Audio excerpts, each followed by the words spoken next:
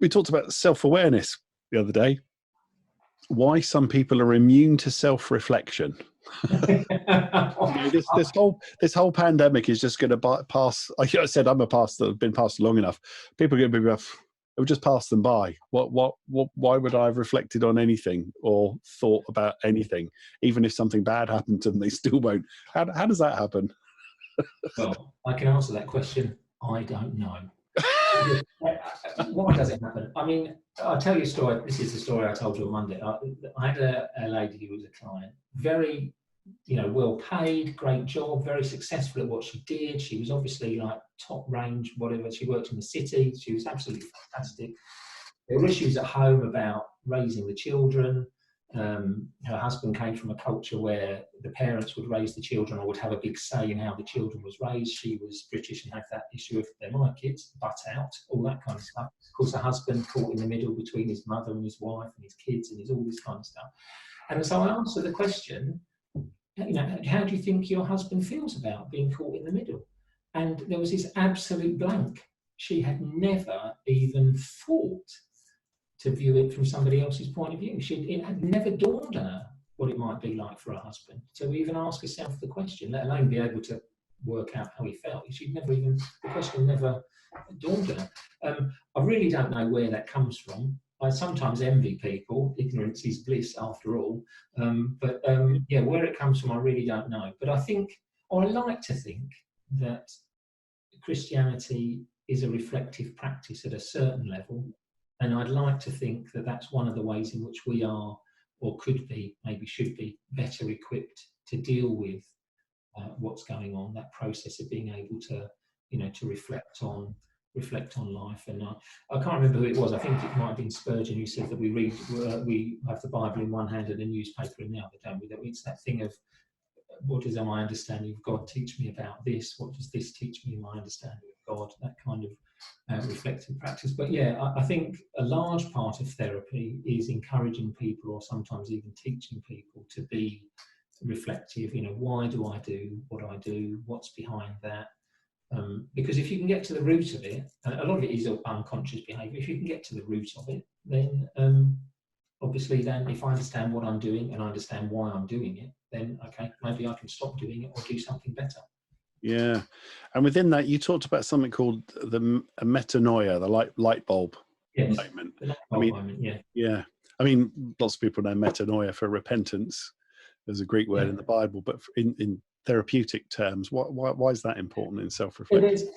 There's a place in London, I think, called the Metanoia Institute, which is a training place for therapists, and it's called Metanoia because metanoia, as I understand it from a therapeutic point of view, is that light bulb moment, that moment where you're doing the work. Okay, why are you like this? And suddenly you see patterns in your behaviour, or you realise, oh, it's all my parents' fault, or whatever that light bulb moment is. But that moment of, oh, now I get it. That's the metanoia moment, and that's what therapy is about fundamentally. Is because when people leave therapy, often externally they're in exactly the same position they were when they went into therapy, but internally everything's different. Their whole worldview has changed, their paradigm has shifted, their self-awareness is different, the way they view things is different. And good therapy, right down deep therapy, as you will know, it changes people forever. They're never the same again.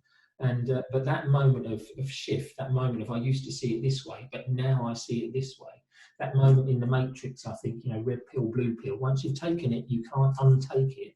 That once you've taken it and you've seen it for what it is, that's the metanoia moment. That's the aha, the light bulb moment. That's the metanoia moment. And of course, metanoia is the Greek word. New Testament was written in Greek, and it is translated as repentance. The church I grew up in, of course, repentance meant stop sinning, Peter, and which is part of metanoia, obviously. But what Jesus is really talking about is much bigger and broader than that. Is change your worldview, see it differently, have that moment of, oh, now I get it. And but that's so metanoia is a concept in therapy and in church, which is, I think of them as being two sides of the same coin, but just maybe in slightly different ways. Yeah. Brilliant. Oh, so good.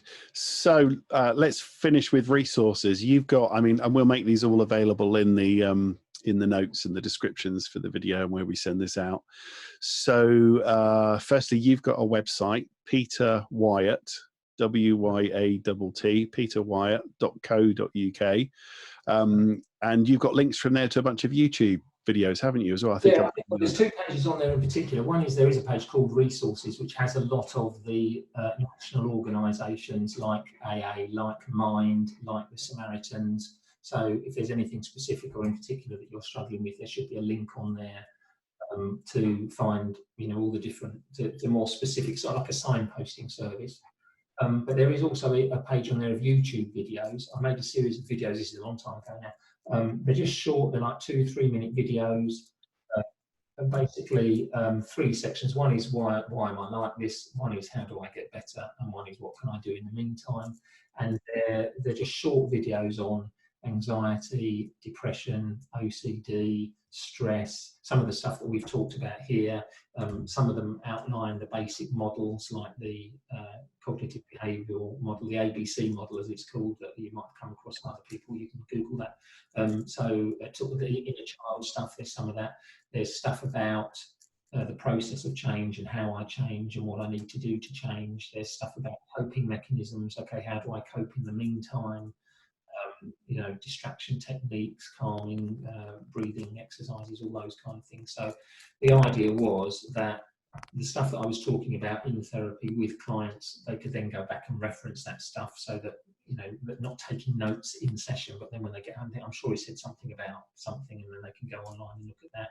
And also just as a kind of a general resource to help people, just sort of tide people over so they can do some work at home. Because a lot of people, I think, with therapy, people often think with therapy, I'm not mad and therefore I don't need therapy. Whereas there's almost that interim stage. One, you can go down the pub and talk to your mates. Obviously, right now you can't. Yeah, well, you used to be able to talk to your mates or over a cup of coffee or something. But sometimes people need a little bit more than that. But they don't need to go and see a psychiatrist. They don't need to be heavily medicated. They don't need to be sectioned. And there's that kind of interim thing. If someone could just explain this to me, I do a lot of what we call psychoeducational work, which is explaining to people what's happening and why. And once people understand that, again, that metanoia moment of, oh, now I get it. And once they understand it, they're fine. So a lot of people don't always necessarily come for very long. But once they've understood why they're doing what they're doing, why they think the way they're thinking, often that's enough for people. And so the hope was that with those videos I put on the site, that would be a little bit psychoeducational. People would see it, they'd understand it, they think, oh, I get it now. Give them a few tools to deal with it. But at the same time, obviously, if it is more serious, like I said, there's a website, the website that I use, again, there are other sites available, other service providers and all that business, but a thing called Counselling Directory, which if you Google that, and then you put in your postcode, or you might just say like telephone counselling or whatever, but that's a sort of a directory of counsellors in your area, and then you can book an appointment, go and see them, whatever, and talk to them about stuff. Brilliant. I spend a lot of time as a pastor not trying to tell people of the efficacy and the benefit of therapy, and they feel like they're a failure, they're scared of it, watch too many movies, think it's an American thing, think it's a lack of faith, all those lots of things we talked about today. And I'll often say to them, look, the benefit of when you have a great conversation with someone and it makes you feel better. I go, it's just like a level above that with someone who knows how that works to help you have really good conversations. And then when they do it, they come back and they'll often go, oh, I wish I'd done that sooner. Yeah. Well, I think, again, we talked about this on Monday, that often in Christian circles, there's a reservation, isn't there? I feel this sometimes as a therapist, that in Christian circles, if you say you're a therapist, there's almost like, oh, you work for the devil then. Because if you were a proper Christian, you just pray harder and then you'd be okay. Well, Jesus is my therapist and all this kind of stuff. And I just think, that's fair enough. And if that works for you, then God bless you. But for other people, it is that thing. But there is to me, there has been in the past a reluctance for Christians to get into therapy. And my own feeling, there are Christian therapy organisations. There's the Association of Christian Counsellors, who are all explicitly Christian, although I think therapy is therapy, but they will obviously understand the mindset of Christians in the background, that kind of stuff. So if you're particularly, you want to see a Christian, that kind of stuff. So it's all out there. It's all available. Yeah. Yeah. My a therapist I saw when I don't think I told you this, both my parents committed suicide 6 months apart from each other, and even I knew, I think I need to see a therapist. I went to see them straight away. They sort of like prophylactically, I'm here for whatever is about to unfold from this. And this therapist, she was a Christian, good therapist. And she said, is it important to you because you're a pastor that I'm a Christian? And I went, no, it's important for me that you're a good therapist. I said, the reason I want you as a Christian therapist is because I need you to understand something. I'm trying to become like someone else. And I said, and I need someone that understands that and doesn't think that that's a psychological condition. Jesus is who I'm trying to be like, as well as myself.